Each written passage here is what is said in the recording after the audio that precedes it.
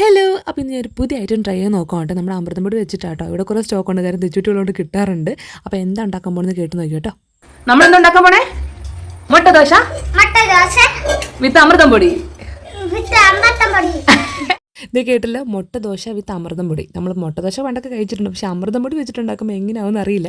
കാര്യം ഓൾറെഡി ഞങ്ങൾക്ക് ആർക്കും അമൃതം പൊടിയുടെ ടേസ്റ്റ് ഇഷ്ടേ അല്ല. പിള്ളേർക്ക് ഒട്ടും ഇഷ്ടമല്ല, എനിക്ക് തീരെ ഇഷ്ടമല്ല. പക്ഷേ മുട്ട ഇഷ്ടമായതുകൊണ്ട് മുട്ട ഒഴിക്കുമ്പോൾ ആ ഒരു മുട്ടേൻ്റെ ടേസ്റ്റ് കിട്ടുമെന്ന് പ്രതീക്ഷയിലാണ് ഉണ്ടാക്കുന്നത്, അറിയത്തില്ല. ഏകദേശം ഇങ്ങനെയൊക്കെ സെറ്റാക്കി വന്നിട്ടുണ്ട്. കുറച്ച് മുട്ടയൊക്കെ അതിലോട്ട് ഒഴിച്ച് വെച്ചിട്ടുണ്ട്.